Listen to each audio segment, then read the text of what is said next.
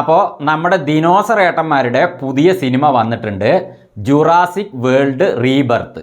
അപ്പോൾ ഈ സിനിമയെക്കുറിച്ചുള്ള അഭിപ്രായമാണ് നമ്മൾ ഈ വീഡിയോയിലൂടെ നോക്കാൻ പോകുന്നത്. ദിനോസറുകളെ പോലുള്ള ജീവികൾക്കൊക്കെ അവർ വസിച്ചിരുന്ന ആവാസ വ്യവസ്ഥയിൽ അവർക്ക് അവിടെ വസിക്കാൻ പറ്റാത്ത അവസ്ഥയിൽ, അതായത് വാസയോഗ്യമല്ലാത്ത ഒരു സാഹചര്യം വന്നപ്പോൾ അവറ്റകളെല്ലാം കൂടി ഭൂമധ്യരേഖാ പ്രദേശത്തേക്ക്, ഉഷ്ണമേഖലാ പ്രദേശത്തേക്ക് താമസം മാറ്റിയിരിക്കുകയാണ്. അപ്പോൾ അവിടേക്ക് ഒരു ടീം ഈ സിനിമയിൽ ചെല്ലുന്നുണ്ട്.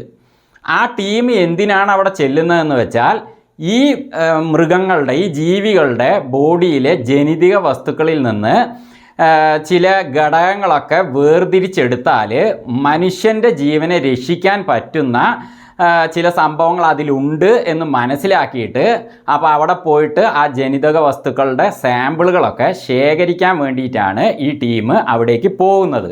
ഈ ടീമിനെ നയിക്കുന്നത് സോറ ബെന്നറ്റ് എന്നൊരു കഥാപാത്രമാണ്, ലേഡി കഥാപാത്രമാണ്. അപ്പോൾ സ്കാർലെറ്റ് ജോഹാൻസൺ ആണ് ആ ഒരു കഥാപാത്രം ചെയ്തിരിക്കുന്നത്. നന്നായിട്ട് അവർ ചെയ്തിട്ടുണ്ട് കേട്ടോ. അപ്പോൾ ഇവരവിടെ പോയിട്ട് ഇവർക്ക് ആ മൃഗങ്ങളിൽ നിന്നുള്ള ജനിതക വസ്തുക്കളെ വേർതിരിച്ചെടുത്തോ, അല്ല ദിനോസർ ഏട്ടന്മാരൊക്കെ കൂടിയിട്ട് ഈ പോയിരിക്കുന്ന സംഘത്തിൻ്റെ ജനിതക വസ്തുക്കളൊക്കെ വേർതിരിച്ച് അവരെ അകത്താക്കിയോ, അല്ല അവിടെ എന്താണ് സംഭവിച്ചത്? അതാണ് സിനിമയുടെ കഥ. സിനിമ തുടങ്ങുമ്പോൾ തന്നെ ഒരു പൊളിച്ച സംഭവം കാണിക്കുന്നുണ്ട് കേട്ടോ. അത് നന്നായിട്ടുണ്ട്. അപ്പോൾ ആ ഒരു സംഭവം കാണിക്കുമ്പോൾ തന്നെ നമുക്ക് നല്ലൊരു ത്രില്ലിങ് വരുന്നുണ്ട്. ഇവിടുന്ന് അങ്ങോട്ട് നന്നായിരിക്കും എന്നൊരു തോന്നൽ, ഒരു പ്രതീക്ഷ വരുന്നുണ്ട്. അപ്പോൾ ആ സംഭവം നടക്കുമ്പോൾ ആ റിസർച്ച് സെൻറ്ററിലുള്ള ഡോറുകൾ അടയാതിരിക്കാൻ ഒരു കാരണം കാണിക്കുന്നുണ്ട്. ആ കാരണം വളരെ സിമ്പിളായ ഒരു കാരണമാണ്. അപ്പോൾ അതൊരു അശ്രദ്ധ വഴിയുള്ള ഒരു കാരണമാണ്. അപ്പോൾ അത് സംഭവിക്കുമ്പോൾ ആ ഒരു അശ്രദ്ധ കാരണം എത്ര വലിയ പ്രശ്നങ്ങളാണ് ഉണ്ടാകുന്നതെന്ന് സിനിമയുടെ തുടക്കത്തിൽ തന്നെ കാണിക്കുകയാണ്. അപ്പോൾ ഒരു ചെറിയ കാരണമാണ്, അപ്പോൾ അതൊരു ഐഡിയ ആണ്. അപ്പോൾ ഈ സിനിമയുടെ കഥ എഴുതിയിരിക്കുന്നത് ഡേവിഡ് കോയപ്പാണ്. കക്ഷി നല്ലൊരു തിരക്കഥ തന്നെയാണ് എഴുതിയിരിക്കുന്നത് കേട്ടോ. അപ്പോൾ ആ സിനിമ എങ്ങനെ ഉണ്ടായിരുന്നു എന്ന് ഉള്ള കാര്യങ്ങളിലേക്ക് ഞാൻ അവസാനം വരാം. അപ്പോൾ അവിടെ തന്നെ അവരൊരു ഐഡിയ കാണിച്ചപ്പോൾ ഇവിടുന്ന് അങ്ങോട്ടുള്ള സംഭവങ്ങളിലും നല്ലൊരു കാര്യങ്ങൾ ഉണ്ടാവും, നല്ല മേക്കിംഗ് ആയിരിക്കും, ഐഡിയകളൊക്കെ സൂപ്പർ ആയിരിക്കും എന്നൊരു തോന്നൽ അവിടെ ഉണ്ടാക്കുകയാണ്. അപ്പോൾ ദിനോസറിൻ്റെ സ്ഥലത്തേക്ക് പോകാൻ ഈ സോറ ബെന്നറ്റും കൂട്ടരും തീരുമാനിക്കുന്ന സമയത്ത് സോറ ബെന്നറ്റ് ടീമിലെ ഒരാളോട് ചോദിക്കുകയാണ്, നമുക്ക് പോവല്ലേ ചോദിക്കുമ്പോൾ അയാൾ അവിടെ പോകണത് ഭയങ്കര റിസ്ക്കാണ്, ആനയാണ് ചേനയാണെന്നൊക്കെ പറയുന്നുണ്ട്.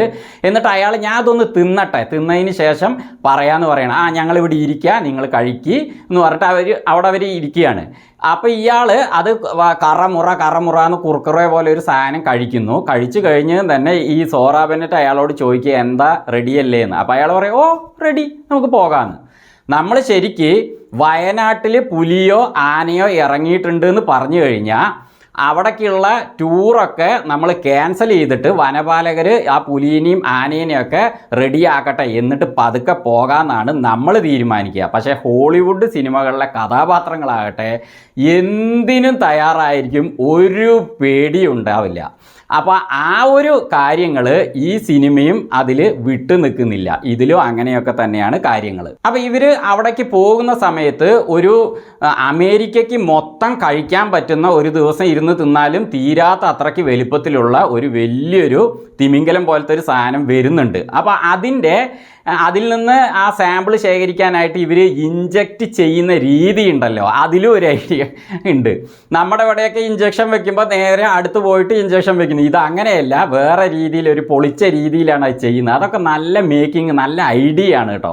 നന്നായിട്ടുണ്ട്. ഈ സിനിമയിൽ ആ സംഭവങ്ങൾ കുറേ വരുന്നുണ്ട്, അതൊക്കെ നന്നായിട്ടുണ്ട്, നല്ലൊരു മേക്കിംഗ് ആണ്. പിന്നെ അതേപോലെ ഇവരോടൊപ്പം തന്നെ യാദൃച്ഛികമായിട്ട് വേറൊരു ഫാമിലിയും കൂടുന്നുണ്ട്. അത് കൂടാനൊരു അപകട കാര്യങ്ങളൊക്കെ ഉണ്ടായിട്ട് അങ്ങനെ കൂടുന്നു. അപ്പോൾ ആ കുടുംബത്തിലുള്ള അംഗങ്ങൾ എന്തൊക്കെ ചെയ്യുന്ന കാര്യങ്ങളും ഒരു വെറൈറ്റി ആയിട്ടുണ്ട്. അപ്പോൾ ആ കുടുംബത്തിലെ ഒരാൾക്കൊരു അപകടം സംഭവിക്കുമ്പോഴേക്കും തന്നെ ആ കുടുംബത്തിലെ മറ്റെല്ലാവരും കൂടി തന്നെ ജീവനെ പണയം വെച്ചുകൊണ്ട് ചെയ്യുന്ന കാര്യങ്ങളൊക്കെ വളരെ നന്നായിട്ടുണ്ട്. ജുറാസിക് പാർക്കിൻ്റെ ശ്രേണിയിൽ ഇത് ഏകദേശം 8ാമത്തെ സിനിമയാണ്. Jurassic Park, the Lost World, അതേപോലെ Jurassic Park 3, Jurassic World, Jurassic World Fallen Kingdom, പിന്നെ മറ്റൊരു സിനിമ, അതേപോലെ ജുറാസിക് വേൾഡ് ഡൊമിനിയൻ. ഇത്രയും 7 സിനിമകളോളം കഴിഞ്ഞിട്ടാണ് ഈ സിനിമ ഇറങ്ങിയിരിക്കുന്നത്. എൻ്റെ അറിവിൽ ഇത്രയും സിനിമകളാണ്.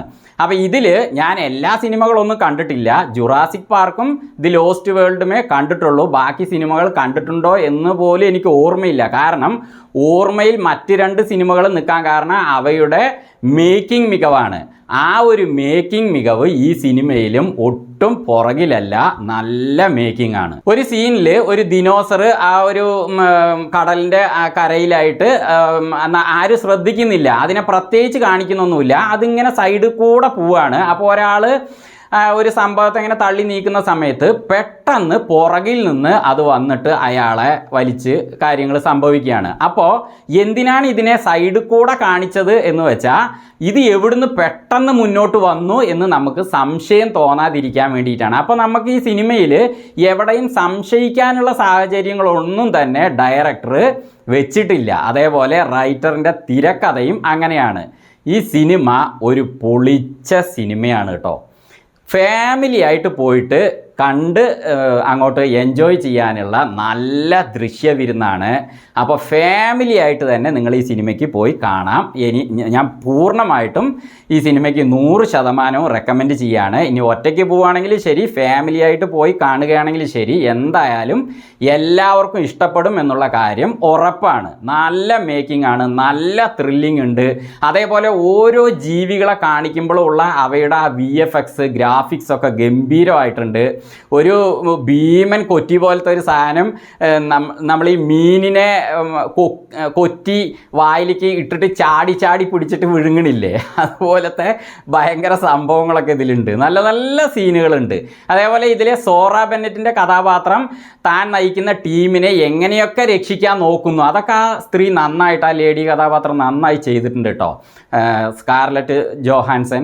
അതേപോലെ ഇതിൽ ഡങ്കൺ എന്നൊരു കഥാപാത്രമുണ്ട്. കക്ഷി ഇതിൽ ഈ ഒരു അപകടങ്ങളിൽ നിന്ന് ഇവരൊക്കെ രക്ഷിക്കാൻ ചെയ്യുന്ന കാര്യങ്ങളും നന്നായിട്ടുണ്ട്. പിന്നെ അതേപോലെ ഇവരോടൊപ്പം കൂടുന്ന ഫാമിലി ഉണ്ടല്ലോ, അവർ ചെയ്യുന്ന കാര്യങ്ങൾ, അതിലൊരു പയ്യൻ സേവിയർ എന്നൊരു പയ്യനുണ്ട്, ഒരു ചെറിയ കൊച്ചു പെൺകുട്ടിയുണ്ട്, അതേപോലെ മറ്റൊരു സ്ത്രീ ഉണ്ട്, അവരുടെ അച്ഛനും ഉണ്ട്. നന്നായിട്ടുണ്ട്. ചുരുക്കി പറഞ്ഞാൽ എൻ്റെ അഭിപ്രായത്തിൽ ഈ സിനിമയ്ക്ക് ജുറാസിക് പാർക്കിൻ്റെ ശ്രേണിയിലുള്ള സിനിമകളൊക്കെ ഇഷ്ടമാകുന്നവർക്ക് ധൈര്യമായിട്ട് ടിക്കറ്റ് എടുക്കാം. നല്ല ത്രില്ലിംഗ് ആണ്, നല്ല കളർഫുള്ളാണ്, നല്ല ഗ്രാഫിക്സ് ആണ്, എൻജോയ് ചെയ്യാം.